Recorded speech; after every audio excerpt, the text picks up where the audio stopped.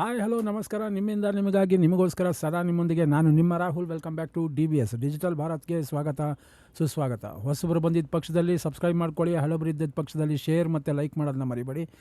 Let us come to the point directly. ಪ್ರತಿಯೊಬ್ಬರಿಗೂ ಗೊತ್ತಿರೋಂಥದ್ದನ್ನೇ, ಕರ್ನಾಟಕ ರಾಜ್ಯದಲ್ಲಿ ಬಸ್ ಪಾಸ್ ಅಂತ ಅಂದರೆ ನಮ್ಮ DK ಶಿವಕುಮಾರ್ ಅವರು, ಮಾನ್ಯ DK ಶಿವಕುಮಾರ್ ಅವರು CM ಆದ ನಂತರ ಅವರು ಕೊಟ್ಟಿರೋಂಥ ಒಂದು ಘೋಷಣೆ.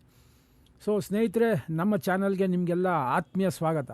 ಕೊನೆಗೂ ಕರ್ನಾಟಕ ಸರ್ಕಾರ ಎಲ್ಲ ಶಾಲೆಗಳಿಗೂ ವಿದ್ಯಾರ್ಥಿಗಳಿಗೆ ಒಂದು ಅತ್ಯಂತ ಸಿಹಿ ಸುದ್ದಿ ಸಿಕ್ಕಿದೆ.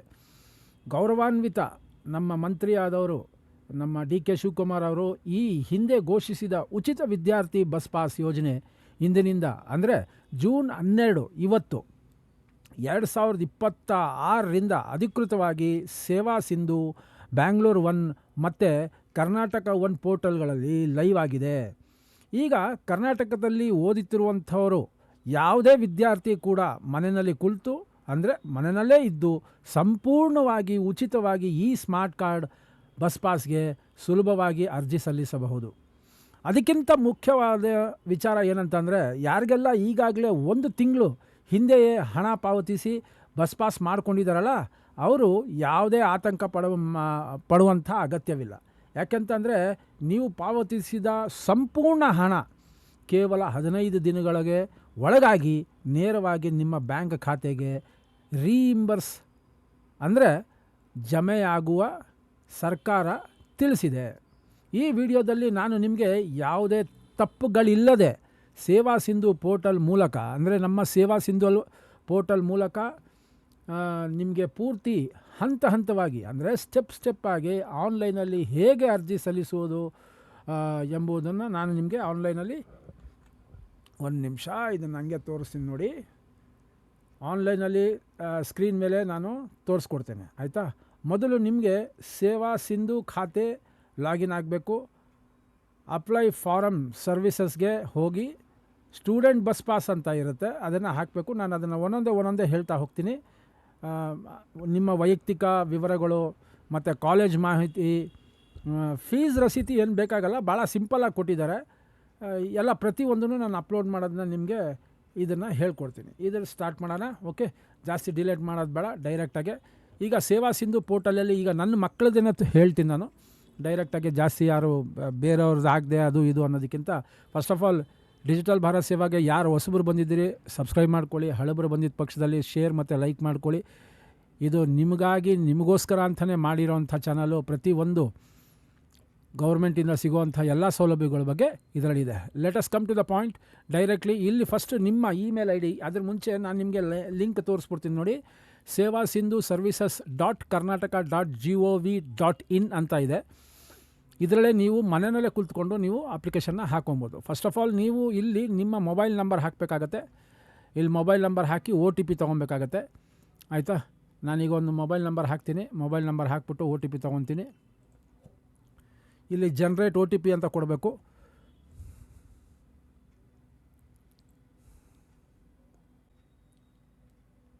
ಸೊ OTP ಹಾಕಿದ ನಂತರ ನಿಮಗೆ ಡೈರೆಕ್ಟಾಗೆ ಇದು ಪೋರ್ಟಲ್ ಓಪನ್ ಆಗುತ್ತೆ. ನನ್ನ ಹೆಸರು ಪೋರ್ಟಲ್ ಓಪನ್ ಆಗಿದೆ, BS ರಾಘವೇಂದ್ರ ನನ್ನ ಹೆಸರು. ಸೊ ಈ ಥರ ಪೋರ್ಟಲ್ ಓಪನ್ ಆಗುತ್ತೆ. ಪೋರ್ಟಲ್ ಓಪನ್ ಆಗಿದ ತಕ್ಷಣವೇ ನಿಮಗೆ ಲೆಫ್ಟ್ ಸೈಡಲ್ಲಿ ನೋಡಿ, manage profile, apply for services, view all available services ಅಂತ ಇದೆ. ಓಕೆ, ಈ ವ್ಯೂ ಆಲ್ ಅವೈಲಬಲ್ ಸರ್ವಿಸಸ್ ಅಂತ ಏನಿದೆ ಇದನ್ನು ಒಂದು ಸತಿ ಒತ್ತಿದ ತಕ್ಷಣವೇ ನಿಮಗೆ ಪೂರ್ತಿ ಎಲ್ಲ ಥರ ಸರ್ವಿಸಸ್ ಏನಿದೆ ಪ್ರತಿಯೊಂದು ಇಲ್ಲಿ ಬರುತ್ತೆ. ಇಲ್ಲಿ ಬಂದಿದ್ದ ತಕ್ಷಣ ಇಲ್ಲಿ ರೈಟ್ ಸೈಡಲ್ಲಿ ನಿಮ್ಮ ಬಲಭಾಗದಲ್ಲಿ ಸರ್ಚ್ ಅನ್ನೋ ಒಂದು ಟ್ಯಾಬ್ ಇರುತ್ತೆ. ಆ ಜಾಗದಲ್ಲಿ BMTC ಅಂತ ಒತ್ತಿದ ತಕ್ಷಣವೇ ನಿಮಗೆ ಒಟ್ಟು 5 ಅಪ್ಲಿಕೇಶನ್ ಫಾರಮ್ ಬರುತ್ತೆ, ಆಯಿತಾ. ಮೊದಲನೇ ಫಾರಮ್ ಬಂದು issue of the bus pass to physically challenge ಯಾರು ಪರ್ಸನ್ ಇರ್ತಾರೋ ಅವ್ರಿಗಾಗತ್ತೆ ಇದು. Apply to schedule an appointment for BMTC bus pass. ಇದು BMTC ಬಸ್ ಪಾಸ್ ಈಸ್ಕೊಳ್ಳೋದಕ್ಕೋಸ್ಕರ ಟೈಮ್ನ ಶೆಡ್ಯೂಲ್ ಮಾಡೋದು. Renew bus pass to physically challenge, ಅವ್ರದ್ದು ಬಸ್ ಪಾಸ್ ರೆಡಿ ಆಗಿರುತ್ತಲ್ಲ ಅಂದರೆ ಫಿಸಿಕಲಿ ಚಾಲೆಂಜ್ ಅವ್ರದ್ದು ರಿನ್ಯೂ ಮಾಡೋದಕ್ಕೆ. ನಾನು ಪಾಯಿಂಟಿಗೆ ಬರ್ತೀನಿ, ಬಟ್ ಇದೆಲ್ಲ ತಿಳ್ಕೊಳ್ಳಿ ನೀವು. Enrol for driving training of SC ST application under SC/ST TSP scheme ಇದೇನು ಬೇಡ. ಈಗ ಸದ್ಯಕ್ಕೆ ಮೇನ್ ಇಂಪಾರ್ಟೆಂಟ್ ಪಾಯಿಂಟು ನಿಮಗೆ ಇರೋಂಥದ್ದು apply for the BMTC student bus pass 2026-27 ಅಂತ ಇದೆಯಲ್ಲ ಇಲ್ಲಿ ಕೆಳಗಡೆ, ಇದನ್ನು ಪ್ರೆಸ್ ಮಾಡಿದ ತಕ್ಷಣ ನಿಮಗೊಂದು ಡಾಕ್ಯುಮೆಂಟ್ ಬರುತ್ತೆ. ಆ ಡಾಕ್ಯುಮೆಂಟ್ನ ನೀವು ಡೌನ್ಲೋಡ್ ಮಾಡಬೇಕು. ಇದನ್ನು ನಾನು ಹಿಂಗೆ ಹತ್ತಿರದಲ್ಲಿ ತೋರಿಸ್ತೀನಿ. ಸ್ಟೂಡೆಂಟ್ ಬಸ್ ಪಾಸ್ ಅಪ್ಲಿಕೇಶನ್ ಅನ್ನೋದೈತೆ, ಇದನ್ನು ಡೌನ್ಲೋಡ್ ಅಂತ ಕ್ಲಿಕ್ ಮಾಡಬೇಕು. ಡೌನ್ಲೋಡ್ ಮಾಡಿದ ತಕ್ಷಣ ನಿಮ್ಗೆ ಯಾವ ಥರ ಬರುತ್ತೆ ಅಂತಲೂ ತೋರಿಸ್ತೀನಿ. ಪೂರ್ತಿ ಒಂದು PDF ಡೌನ್ಲೋಡ್ ಆಗುತ್ತೆ. ಇದು ನಿಮ್ಗೆ ಒಂದೊಂದೇ ತೋರಿಸ್ತೀನಿ.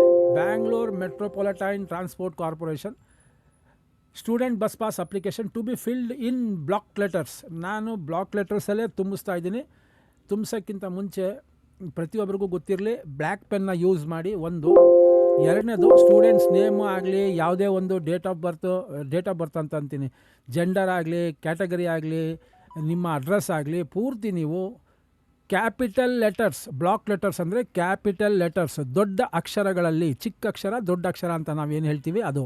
ಇಲ್ಲಿ ನೋಡಿ GENDER ಅಂತ ಇದೆ. G ಅನ್ನೋದು ಕ್ಯಾಪಿಟಲ್ ಅಂದರೆ ಬ್ಲಾಕ್ ಲೆಟರ್, ENDR ಅನ್ನೋದು ಸ್ಮಾಲ್ ಲೆಟರ್ಸ್ ಅಂತ ಅಂದರೆ ಚಿಕ್ಕ ಲೆಟ್ರು, ಅದನ್ನು ಸ್ಮಾಲ್ ಲೆಟರ್ಸ್ ಅಂತ ಹೇಳ್ತೀವಿ. ಸೊ ಫಸ್ಟು ಸ್ಟೂಡೆಂಟ್ನ ಹೆಸರು ಹಾಕಬೇಕು. ಇದರಲ್ಲಿ ನೀವು ಸ್ಟೂಡೆಂಟ್ ಹೆಸರು ಪೂರ್ತಿ ಬ್ಲಾಕ್ ಲೆಟರ್ಸಲ್ಲಿ ಬರೀರಿ. ಆಮೇಲೆ ಸೆಕೆಂಡ್ ಸ್ಟೆಪ್ ಬಂದು ನಿಮಗೆ ಸ್ಯಾಟ್ಸ್ ಮತ್ತು UUCMS ಅಂತ ನಂಬರ್ ಬರುತ್ತೆ. ಅದು ಕಾಲೇಜಲ್ಲಿ ಓದೋರಿಗೆ. ಸ್ಯಾಟ್ಸ್ ನಂಬರ್ ಬಂದು ಮಕ್ಕಳಿಗೆ 1ನೇ ಕ್ಲಾಸಿಂದ ಹಿಡಿದು 10ನೇ ಕ್ಲಾಸ್ ಗಂಟ ಸ್ಯಾಟ್ಸ್ ನಂಬರ್ ಅಂತ ಇರುತ್ತೆ. ಸ್ಯಾಟ್ಸ್ ನಂಬರ್ ಅಂತ ಅಂದರೆ ಸ್ಟೂಡೆಂಟ್ಸ್ ಅಚೀವ್ಮೆಂಟ್ಸ್ ಟ್ರ್ಯಾಕಿಂಗ್ ಸಿಸ್ಟಮ್ ಅಂತ ಬರುತ್ತೆ. ಆ ನಂಬರ್ನ ನೀವು ಹಾಕಬೇಕಾಗತ್ತೆ. ಅದು ಹಾಕಿದ ನಂತರ ಅದು ಎಷ್ಟು ನಂಬರ್ ಅಂತ ಇರುತ್ತೆ ಅದನ್ನು ನಾನು ನಿಮಗೆ ಹೇಳ್ತೀನಿ. ಟೋಟಲ್ ನಂಬರ್ ನಿಮಗೆ 1 2 3 4 5 6 7 8 9 ನಂಬರ್ ಇರುತ್ತೆ.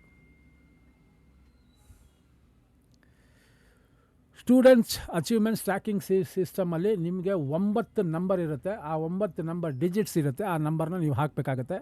ಡೇಟ್ ಆಫ್ ಬರ್ತ್ ಕರೆಕ್ಟಾಗಿ ಹಾಕಿ, ಯಾವುದು ತಪ್ಪು ಮಾಡೋಕ್ಕೆ ಹೋಗಬೇಡಿ. ಸ್ಟೂಡೆಂಟ್ಸ್ ನೇಮ್ ತಿರ್ಗಾ ಹೇಳ್ತಾ ಇದ್ದೀನಿ, ಸ್ಟೂಡೆಂಟ್ಸ್ ನೇಮ್ನ ದಯವಿಟ್ಟು ಅಕ್ಷರಗಳು ಏನು ನೀವು ಹಾಕ್ತೀರಾ ಅದನ್ನು ಭಾಳ ಕ್ಲೀನಾಗಿ ಹಾಕಿ, ಯಾವುದೇ ಕಾರಣಕ್ಕೂ ತಪ್ಪು ಬರೆಯೋಕ್ಕೆ ಹೋಗಬೇಡಿ. ಓಕೆ, ಅದೊಂದು. ಅದಾದಮೇಲೆ ಕ್ಯಾಟಗರಿ ಅಂತ ಕೇಳ್ತಾರೆ. GM ಅಂದರೆ ಜನರಲ್ ಮೆರಿಟು. ಅದಾದಮೇಲೆ OBC SC ST ಅಂತ ಇದೆ. ನಿಮ್ಮದು ಯಾವ ಕ್ಯಾಸ್ಟ್ ಬರುತ್ತೆ ದಯವಿಟ್ಟು ಅದನ್ನೇ ಹಾಕಿ. ನಮ್ಮದು OBC ಬರುತ್ತೆ, ಸೊ ನಾನು OBC ಹಾಕಿದ್ದೀನಿ. ಪ್ರೆಸೆಂಟ್ ರೆಸಿಡೆನ್ಷಿಯಲ್ ಅಡ್ರೆಸ್ ಅಂದರೆ ಈಗ ಅಟ್ ಪ್ರೆಸೆಂಟು ನೀವು ವಾಸವಾಗಿರುವಂಥ ಸ್ಥಳ. ಇದು ನನ್ನ ಕನ್ನಡದಲ್ಲೂ ಇದೆ, ಅದನ್ನು ಹೇಳ್ತೀನಿ ನಾನು. ಇದು ಆಂಗ್ಲ ಭಾಷೆಯಲ್ಲಿದೆ, ನಾನು ಕನ್ನಡದಲ್ಲೇ ಹೇಳ್ತೀನಿ ತಗೊಳ್ಳಿ. ವಿದ್ಯಾರ್ಥಿಯ ಹೆಸರು, ಇಲ್ಲಿ ನಿಮ್ಮ ಮಗುವಿನ ಅಥವಾ ನಿಮ್ಮ ಮಗನ ಇಲ್ಲ ಮಗಳ ಇಲ್ಲ ನಿಮ್ಮ ಪುತ್ರಿಯ ಹೆಸರನ್ನ ನಮೂದಿಸಬೇಕು. ಅಂದರೆ ಟೈಪ್ ಮಾಡಬೇಕು, ಇಲ್ಲ ಅಂತ ಅಂದರೆ ಬರೀಬೇಕು.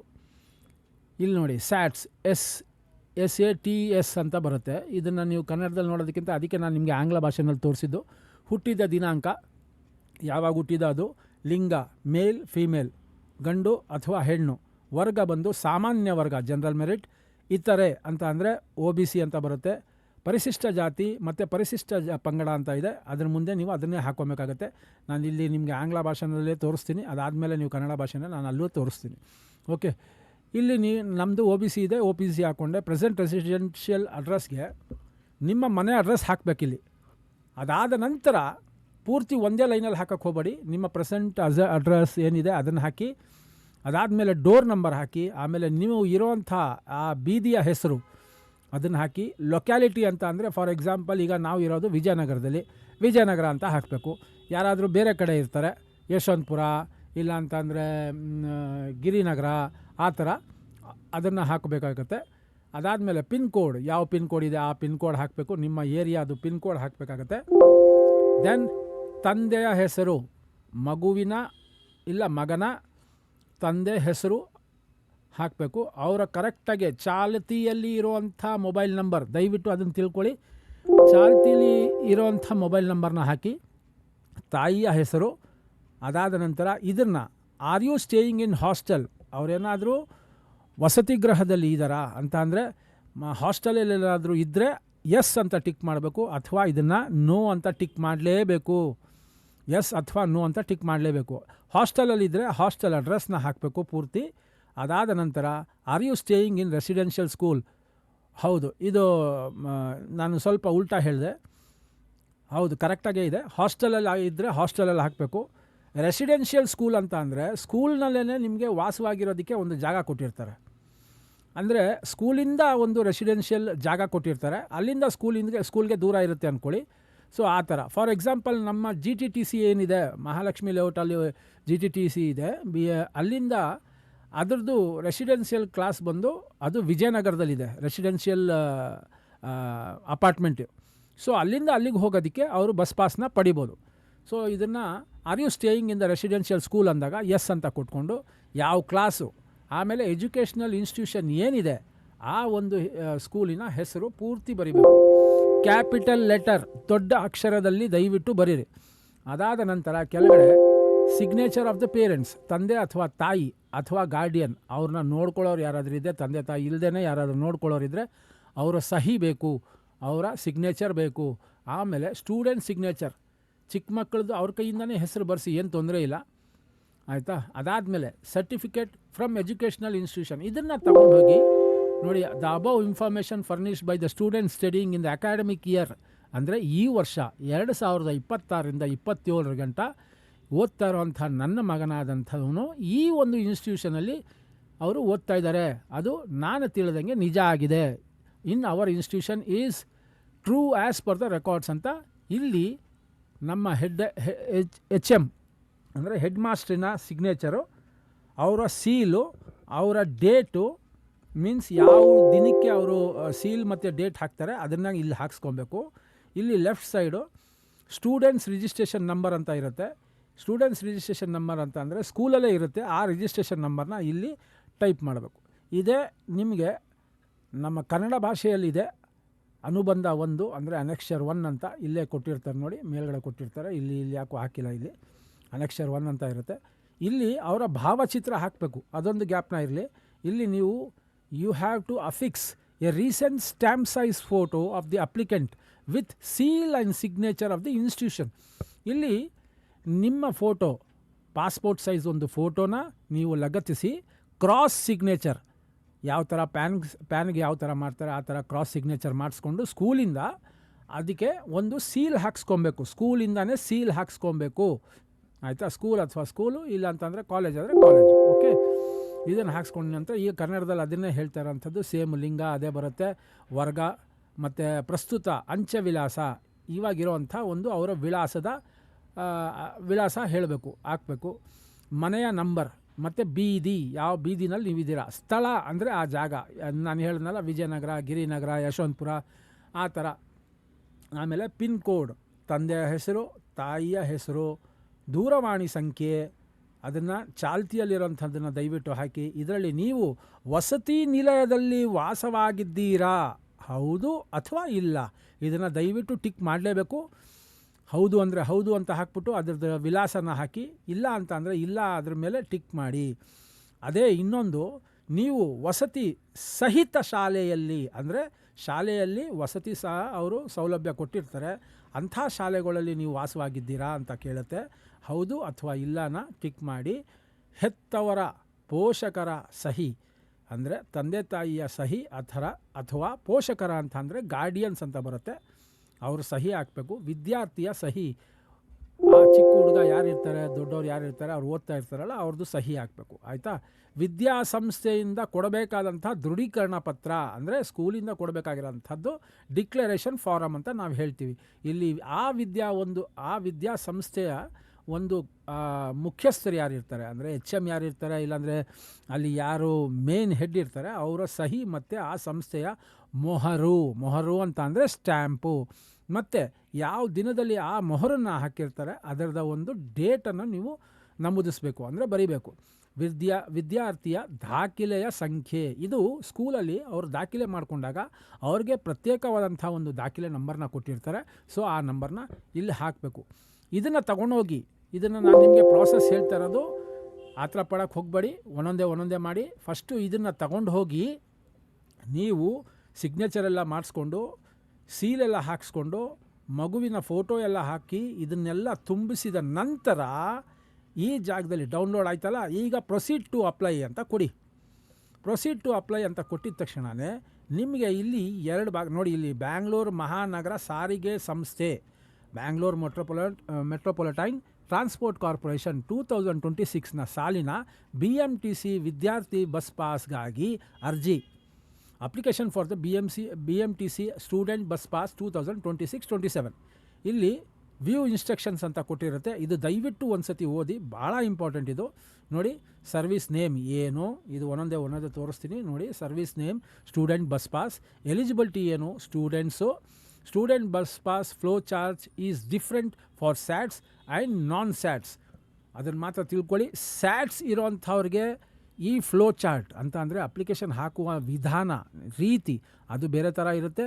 ನಾನ್ ಸ್ಯಾಟ್ಸ್ ಅಂತ ಅಂದರೆ 10ನೇ ತರಗತಿ ಆದ ನಂತರ ಅವರು ಏನು ಓದ್ತಾ ಇರ್ತಾರೆ ಶೈಕ್ಷಣಿಕ ವರ್ಷದಲ್ಲಿ ಅಂತ ಅಂದರೆ 26-27ರಲ್ಲಿ ಅವ್ರಿಗೆ ಅದರ ವಿಧಾನ ಬೇರೆ ಇರುತ್ತೆ. ಅದನ್ನು ನಾನು ತೋರಿಸ್ತೀನಿ, ಇನ್ನೊಂದು ಎಪಿಸೋಡಲ್ಲಿ ನಾನು ಮಾಡ್ತೀನಿ. ಅದು ಕಾಲೇಜ್ ಇದರಲ್ಲಿ ಓದ್ತಾ ಇರೋರಿಗೆ ಯಾವ ಥರ ನಾನ್ ಸ್ಯಾಟ್ಸ್ ಅವ್ರಿಗೆ ರಿಜಿಸ್ಟ್ರೇಷನ್ ನಂಬರ್ ಬರುತ್ತೆ. ಸೊ ಆ ರಿಜಿಸ್ಟ್ರೇಷನ್ ನಂಬರ್ನ ಹಾಕೋಬೇಕಾಗತ್ತೆ. SC/ST students have to enter the RD number of the students. ಅದು ಮಾತ್ರ ತಿಳ್ಕೊಳ್ಳಿ. ಪರಿಶಿಷ್ಟ ಜಾತಿ ಮತ್ತು ಪರಿಶಿಷ್ಟ ವರ್ಗದಲ್ಲಿ ಓದ್ತಾ ಇರೋವಂಥ ನಮ್ಮ ಅಕ್ಕ ತಂಗಿದ್ರ ಮಕ್ಕಳು ಯಾರು ಇರ್ತಾರೆ, ಅಣ್ಣ ತಮ್ಮದಿರ್ದು, ಆ ಮಕ್ಕಳದು RD ನಂಬರ್ ಅಂದರೆ ಕ್ಯಾಸ್ಟಿನ RD ನಂಬರ್ ಅಂತ ಇರುತ್ತೆ ಅವ್ರ ಸರ್ಟಿಫಿಕೇಟಲ್ಲಿ. ಆ RD ನಂಬರ್ನ ನಮೂದಿಸಬೇಕು. Okay. Student bus pass application submitted without SATS UUCMS ID will be pushed to concerned school for approval. After this, same will be pushed to BMTC for the approval. ಇದು ಭಾಳ important. ಇದು student application submit ಆದ ನಂತರ ಅಕಸ್ಮಾತ್ ಸ್ಯಾಟ್ಸ್ number UUCMS ಅಂತ ಏನು ಬರುತ್ತೆ ಅದೇನಾದರೂ ಕೊಟ್ಟಿಲ್ಲ ಅಂತ ಅಂದರೆ ಆ ಪರ್ಟಿಕ್ಯುಲರ್ ಸ್ಕೂಲ್ಗೆ ಸೇವಾ ಸಿಂಧು ಕಡೆಯಿಂದನೇ ಅದನ್ನು ಅಪ್ರೂವಲ್ಗೆ ಅಂತ ಸ್ಕೂಲಿಗೆ ಕಳಿಸುತ್ತೆ. ಸ್ಕೂಲಿಂದ ತಿರ್ಗಾ ಆ ಕನ್ಸರ್ನ್ ಸ್ಕೂಲು ಅವ್ರು ಆಟೋಮೆಟಿಕ್ಕಾಗೆ ಅದನ್ನು BMTC ಆಫೀಸ್ಗೆ ಅಪ್ರೂವಲ್ಗೆ ಹೋಗುತ್ತೆ. ಅದಾದ ನಂತರ BMTCನಲ್ಲಿ ಅಂದರೆ ಆಫ್ಟರ್ BMTC ನೋಡಿ, ಇಲ್ಲಿ after BMTC approval students have to schedule their convenient date and time to avail the pass. Particular student BMTC ಇದರಲ್ಲೇ ಅದು ಶೆಡ್ಯೂಲ್ನ ಅಪ್ರೂವಲ್ ತಗೊಂಡು ನೀವು ಬಸ್ ಪಾಸ್ನ ಕಲೆಕ್ಟ್ ಮಾಡ್ಬೋದು. If the name of the school college is not available in the list below, you should visit the school college principal and ask them to register the school college. In case ಆ school ಅಥವಾ ಆ ಒಂದು ವಿದ್ಯಾಲಯ ಅಕಸ್ಮಾತ್ ನಮೂದನೆ ಮಾಡಿಲ್ಲ ಅಂತ ಅಂದರೆ, ಅವರೇನಾದರೂ register ಆಗಿಲ್ಲ ಅಂತ ಅಂದರೆ, ಅಂಥ ಸ್ಕೂಲಲ್ಲಿ ಆ ಒಂದು ಪ್ರಿನ್ಸಿಪಲ್ ಅಥವಾ ಆ ಒಂದು ಹೆಡ್ಗೆ ಹೋಗಿ ದಯವಿಟ್ಟು ನೀವು ರಿಜಿಸ್ಟರ್ ಮಾಡ್ಕೊಳ್ಳಿ ಸ್ವಾಮಿ ಅಂತ ಹೇಳಿ ಆ ಕಾಲೇಜ್ಗೆ ಅದರ ಆಗಲಿ ಹೇಳಿಬಿಟ್ಟು ಆಮೇಲೆ ನೀವು ಅಪ್ಲಿಕೇಶನ್ ಹಾಕೋಬೋದು. For issuance of the student bus pass, photo of the students will be captured at the Bangalore One Center. Hence, physically presence of the students is compulsory. ನೀವು ಬ್ಯಾಂಗ್ಳೂರ್ 1ಗೆ ಹೋದಾಗ ಮಕ್ಕಳನ್ನ ಕರ್ಕೊಂಡು ಹೋಗಬೇಕಾಗತ್ತೆ. ಯಾಕಂತಂದರೆ ಅವ್ರದ್ದು ಫೋಟೋ ಹಿಡಿತಾರೆ, ಆಯಿತಾ. Stage wise application will be updated through SMS to the mobile number entered in the application. Stage by stage ಏನಾಗ್ತಾ ಇದೆ, ಯಾವ ಅಪ್ಲಿಕೇಶನ್ ಎಲ್ಲಿಗೆ ಅಂತ ಹೋಗಿದೆ, ಪ್ರತಿಯೊಂದೂ ನಿಮಗೆ SMS ಮೂಲಕ ತಿಳಿಸ್ತಾರೆ. ಓಕೆ, ಅದು ಬರ್ತಾ ಇರುತ್ತೆ ನಿಮ್ಗೆ ಅಪ್ಲಿಕೇಶನ್ದು. For more information contact Seva Sindhu help desk. ಅದೊಂದು ಸರ್ವಿಸ್ ಫೀಸ್ ಏನೂ ಇರೋದಿಲ್ಲ ನೋಡಿ. Application fee application online application for the student bus pass through Bangalore 1 Karnataka 1ಅಲ್ಲಿ 30 ರೂಪಾಯಿ ತೊಗೊತಾರೆ, ಆಯಿತಾ. ನಾನಿಲ್ಲಿ ನಿಮಗೆ ಆನ್ಲೈನಲ್ಲಿ ಫ್ರೀಯಾಗಿ ಹೇಳ್ಕೊಡ್ತಾ ಇದ್ದೀನಿ, ನೀವು ಸ್ವಂತ ಮಾಡ್ಕೊಬೋದು. ಓಕೆ, ಇದಕ್ಕೇನು ಚಾರ್ಜಸ್ ಇರಲ್ಲ. Students will go to the person as the photographs will be taken in Bangalore 1 centre to get the pass. ಇಷ್ಟು ಆಯಿತು. ಇವಾಗ ಇಂಡಿಯನ್ ಸಿಟಿಸನ್ ಅಂತ ಸೆಲೆಕ್ಟ್ ಮಾಡಬೇಕು. ನೀವು ಇಂಡಿಯಾದಲ್ಲಿ ಇರೋ ಪಕ್ಷದಲ್ಲಿ ನೀವು ಇಂಡಿಯನ್ ಸಿಟಿಸನ್ ಅಂತ ಕೊಡಬೇಕು. ಇದು ಕರ್ನಾಟಕದಲ್ಲಿ ಮಾತ್ರ ಇರೋವಂಥದ್ದು. ಸೊ ಅಥೆಂಟಿಕೇಷನ್ ನೀವು ತೊಗೊಬೇಕಾಗತ್ತೆ. ಓಕೆ, ಆಧಾರ್ OTP ದೃಢೀಕರಣ 1. ಡೇಟಾ ಪಡೆಯಲು ಕ್ಲಿಕ್ ಹಿಯರ್ ಅಂತ ಬರುತ್ತೆ. ಇದನ್ನು ಯಾವ ಥರ ಅಂತ ನಾನು ತೋರಿಸ್ತೀನಿ. ಇದನ್ನು ಒತ್ತಿದ ತಕ್ಷಣ ನಿಮಗೆ ಆಧಾರ್ ಕೇಳುತ್ತೆ. ಓಕೆ, ಹೇಳಪ್ಪ, ದಯವಿಟ್ಟು ಕ್ಷಮಿಸಿ, ನಾನು ಆಧಾರ್ ನಂಬರ್ನ ಅಲ್ಲಿ ತೋರ್ಸೋಕ್ಕಾಗೋದಿಲ್ಲ. ಅದಕ್ಕೋಸ್ಕರ ನಾನು ಈ ಕಡೆ ಸೈಡ್ನ ಅದನ್ನು ಅದನ್ನು ಹಾಕೋತಾ ಇದ್ದೀನಿ. ಆಧಾರ್ ನಂಬರ್ ಹಾಕ್ತಾಯಿದ್ದೀನಿ. ಆಧಾರ್ ನಂಬರ್ ಹಾಕಿದ ತಕ್ಷಣ ನನಗೆ OTP ಬರುತ್ತೆ. OTP ಬಂದ ನಂತರ ಇಲ್ಲಿ ನನಗೆ ಅದನ್ನು ವೆರಿಫೈ ಅಂತ ಕೇಳುತ್ತೆ. ಆ ವೆರಿಫೈ ಡಾಟಾನು ನಾನು ಮಾಡಬೇಕಾಗತ್ತೆ. ಅದನ್ನು ನಾನು ನಿಮಗೆ ತೋರಿಸ್ತೀನಿ.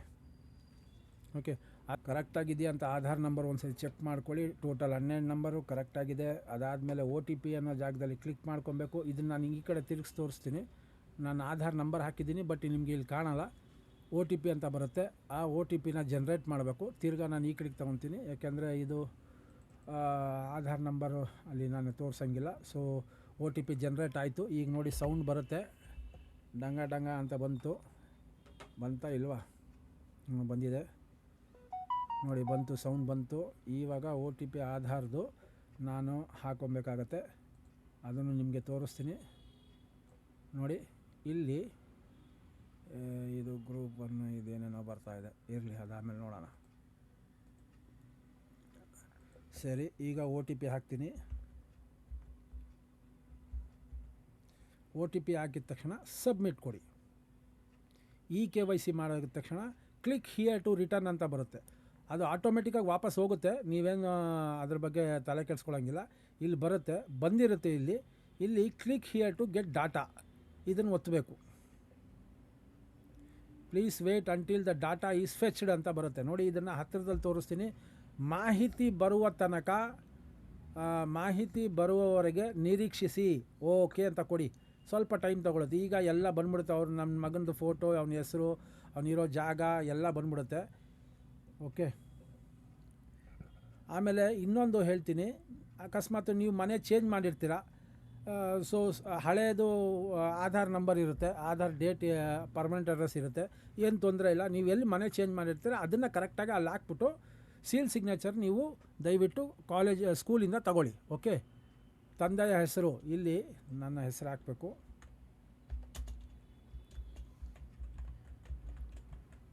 ವಯಸ್ಸು, ತಾಯಿಯ ಹೆಸರು ಹಾಕಬೇಕು.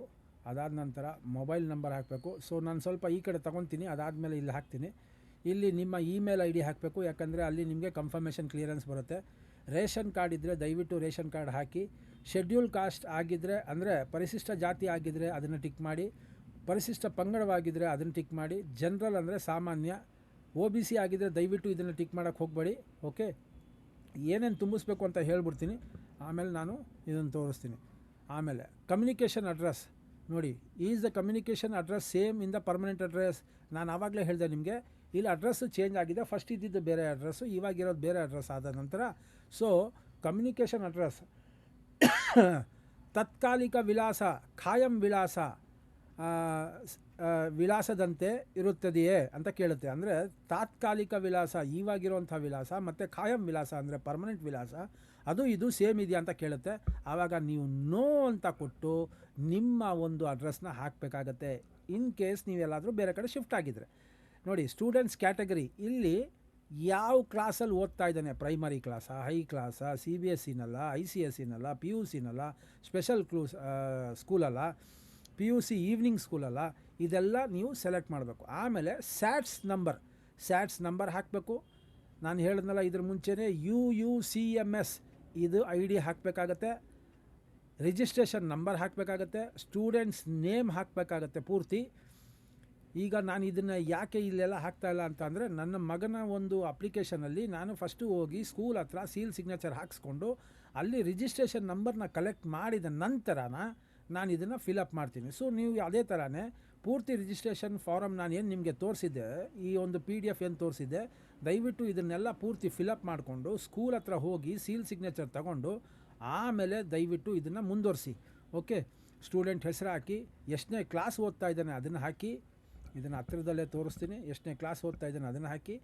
ಅದಾದ ನಂತರ ಇನ್ಸ್ಟಿಟ್ಯೂಷನ್ ನೇಮ್, ಯಾವ ಸ್ಕೂಲ್ ಹೆಸರಿದೆ ಅದನ್ನು ಹಾಕಿ. ಆಮೇಲೆ ಇನ್ಸ್ಟಿಟ್ಯೂಷನ್ ನೇಮ್, ಸಂಸ್ಥೆಯ ಹೆಸರು, ಶಿಕ್ಷಣ ಸಂಸ್ಥೆಯ ಹೆಸರು ಎರಡು ಒಂದೇ ಬರುತ್ತೆ. ಇಲ್ಲಿ ಯಾವುದು ಸಂಸ್ಥೆ ಹೆಸರು, ಇಲ್ಲಿ ನೀವು ಸ್ಯಾಟ್ಸ್ ID ಹಾಕಿದ ತಕ್ಷಣ ಅದೇ ಆಟೋಮೆಟಿಕ್ಕಾಗಿ ಎಲ್ಲ ಫೆಚ್ ಆಗುತ್ತೆ. ಇನ್ಸ್ಟಿಟ್ಯೂಷನ್ದು ಪೂರ್ತಿ ಅಡ್ರೆಸ್ ಬರುತ್ತೆ, ಯಾವ ಕೋರ್ಸ್ ಓದ್ತಾ ಇದ್ದಾರೆ ಗೊತ್ತಾಗುತ್ತೆ, ಕೋರ್ಸ್ ಆಫ್ ಇಯರ್ ಗೊತ್ತಾಗುತ್ತೆ. ಅದಾದಮೇಲೆ ಎಲ್ಲಿಂದ ಎಲ್ಲಿಗೆ, ಇದು ಭಾಳ ಇಂಪಾರ್ಟೆಂಟು. ಫಾರ್ ಎಕ್ಸಾಂಪಲ್, ಈಗ ನಾವು ನಾಗರಬಾವಿ ಅಂತ ಅಂದ್ಕೊಳ್ಳಿ. Okay, Vijayanagara. Okay, towards Nagarbhavi circle. ಎಲ್ಲಿಂದ ಸ್ಕೂಲು ಇಲ್ಲಿ ಆಮೇಲೆ ನೋಡೋಣ. ಟು ಸ್ಟಾಪ್ ಎಲ್ಲಿಗೆ, ಇದು ಮಾಗಡಿ ರೋಡ್. ಇಲ್ಲಿ ಈಗ ಮಾಗಡಿ ರೋಡ್ ಹುಡುಕ್ಬೇಕು ನನಗೆ, ಎಲ್ಲ ಐತಪ್ಪ. ನೋಡಿ, ಇಲ್ಲಿ ಮಾಗಡಿ ರೋಡ್ ಫಸ್ಟ್ ಕ್ರಾಸ್ ಇಲ್ಲಿ ಹಾಕಬೇಕು. ಅದಾದಮೇಲೆ ತಿರ್ಗಾ ಅದು ವಯ ಅಂತ ಕೇಳುತ್ತೆ. ವಯ ಯಾವುದು? ವಯ ವಿಜಯನಗರ. ವಿಜಯನಗರ ವಯನೇ ಹೋಗ್ಬೇಕದು. ಸೊ ಎಲ್ಲೈತೆ ಇದು? ಅಪ್ಪ, ಇದು ಇಂಪಾರ್ಟೆಂಟ್. ಇದು ನಾನು ಡೈರೆಕ್ಟಾಗಿ ವಿ ಅಂತಲೇ ಹಾಕ್ತೀನಿ. ವಿ ಅಂತ ಆದರೆ ಅಲ್ಲೇ ಕಾಣಿಸುತ್ತೆ, ಗೊತ್ತಾಗುತ್ತೆ. ವಿಜಯನಗರ.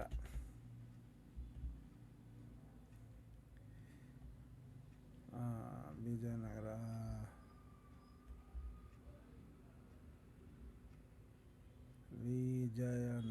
ನೋಡಿ, ವಿಜಯನಗರ ಬಂತು. ಆಮೇಲೆ ಮಾರ್ಗ 2 ಇದೊಂದು. ಇದು 2 ಕಡೆಯಿಂದನೂ ಹೋಗ್ಬೋದು. ವಿಜಯನಗರದಿಂದನೂ ಹೋಗ್ಬೋದು, ಇನ್ನೊಂದು ಮಾಗಡಿ ರೋಡ್ ಮೇಲೂ ಹೋಗ್ಬೋದು. ನಾನು 2 ಕಡೆಯೂ ವಿಜಯನಗರ ಅಂತಲೇ ಹಾಕ್ತೀನಿ, ಏನು ತೊಂದರೆ ಇಲ್ಲ. ಆಯಿತಾ? ವಿಜಯನಗರ ನೋಡಿ, ಸರ್ವಜ್ಞ ಕಾಲೇಜ್, ಮೆಟ್ರೋಪಾಲಿಟನ್ ಸ್ಟಡೀಸ್, ವಿಜಯ ಬ್ಯಾಂಕು, ಅದೇನೇನೋ ಐತೆ. ಇಲ್ಲಿ ವಿಜಯನಗರ ಅಂತಲೇ ಹಾಕ್ತೀನಿ. ಅದಾದಮೇಲೆ pass validity from the date. ಯಾವ ಡೇಟ್ಗೆ ನೀವು ಹಾಕ್ತೀರಾ ಆ ಡೇಟ್ಗೆ ಹಾಕ್ಕೊಳ್ಳಿ. ಆಮೇಲೆ ಎಲ್ಲಿ ಗಂಟ ಡೇಟ್ ಅದು ಆಟೋಮೆಟಿಕ್ಕಾಗಿ ತೊಗೊಳುತ್ತೆ. Pass amount to be paid, ಇದು 0 ಬರುತ್ತೆ. ಇದು 0 ಬರುತ್ತೆ, ಅದು ಗ್ಯಾಪ್ನ ಇಟ್ಕೊಳ್ಳಿ. ಇದು 0 ಬರುತ್ತೆ, ಏನಿರೋದಿಲ್ಲ. ಅದಾದಮೇಲೆ ಅಗ್ರಿ ಅಂತ ಕೊಡಿ. ಕೊಟ್ಟಾದ ತಕ್ಷಣ ಇಲ್ಲಿ ನೀವು ಇದ್ರದ್ದು ಕ್ಯಾಪ್ಚಾನ ಹಾಕಬೇಕಾಗತ್ತೆ. ಆಮೇಲೆ ಸಬ್ಮಿಟ್ ಕೊಡಿ. ಸಬ್ಮಿಟ್ ಕೊಟ್ಟ ನಂತರ ನಿಮಗೆ ಅಕ್ನಾಲೆಜ್ಮೆಂಟ್ ಬರುತ್ತೆ. ಆ ಅಕ್ನಾಲೆಜ್ಮೆಂಟು ತಗೊಂಡು ನೀವು BMTC ಕೌಂಟ್ರಿಗೆ ಹೋಗಬೇಕಾಗತ್ತೆ. ಓಕೆ, ಇಷ್ಟು ವಿಚಾರ. ಸೊ ಏನೇ ಡೌಟ್ಸ್ ಇದು ದಯವಿಟ್ಟು ಕಾಮೆಂಟ್ ಸೆಕ್ಷನಲ್ಲಿ ಹಾಕಿ. ನಾನು ಇದನ್ನು ಪೂರ್ತಿ ವಿವರವಾಗಿ ಸಿಗ್ನೇಚರ್ ಆದ ನಂತರ ತಿರ್ಗಾ ತೋರಿಸ್ತೀನಿ. ಪ್ಲಸ್ ಇನ್ನೊಂದು ವಿಚಾರ ಏನಂತಂದರೆ, ಸ್ಯಾಟ್ಸ್ ID ಯೂಸ್ ಮಾಡಿ ಏನು ಮಾಡಬೇಕು ಅದನ್ನು ಹೇಳಿದೆ. ಅದೇ ಥರ UUCMS ID ನಮೂದಿಸಿ ಅಂತ ಇದೆ. ಅಂದರೆ ಕಾಲೇಜ್ದು ಏನು ID ಇರುತ್ತೆ ಅದನ್ನು ಹಾಕಿದಾಗ ಅದರದ್ದು ಯಾವ ಥರ ಬರುತ್ತೆ ಪ್ರಾಸೆಸ್ಸು, ಅದನ್ನು ನಾನು ಸಹ ಹೇಳ್ತೀನಿ. ದಯವಿಟ್ಟು ಮಿಸ್ ಮಾಡೋಕ್ಕೆ ಹೋಗಬೇಡಿ. ಡಿಜಿಟಲ್ ಭಾರತ್ ಸೇವಾನಲ್ಲಿ ಹೊಸ ವಿಚಾರಗಳು ಅನ್ನೋದಕ್ಕಿಂತ ನಿಮಗೆ 938 ಟೈಪ್ ಆಫ್ ಅಪ್ಲಿಕೇಶನ್ ಕೇಂದ್ರ ಸರ್ಕಾರ ಮತ್ತು ರಾಜ್ಯ ಸರ್ಕಾರದ ಎಲ್ಲ ವಿಚಾರಗಳು ಗೊತ್ತಾಗುತ್ತೆ. ಸಬ್ಸ್ಕ್ರೈಬ್ ಮಾಡೋದನ್ನ ಮರಿಬೇಡಿ. ಹಳಬರಾದ ಪಕ್ಷದಲ್ಲಿ ದಯವಿಟ್ಟು ಶೇರ್ ಮತ್ತು ಲೈಕ್ ಮಾಡ್ಕೊಳ್ಳಿ. ಇಷ್ಟು ಹೇಳ್ತಾ ಈ ಸಂಚಿಕೆನ ಮುಗಿಸ್ತೀನಿ. ಮತ್ತೆ ಭೇಟಿಯಾಗೋಣ ಮುಂದಿನ ಸಂಚಿಕೆಯಲ್ಲಿ. ಎಲ್ಲ ಕಾಲೇಜ್ ಲೆವೆಲಲ್ಲಿ ಯಾವ ಥರ ಎಂಟ್ರಿ ಮಾಡಬೇಕು ಅದನ್ನು ಹಾಕ್ತೀನಿ. ಮಿಸ್ ಮಾಡೋಕ್ಕೆ ಹೋಗಬೇಡಿ. Thank you. ನಮಸ್ತೆ.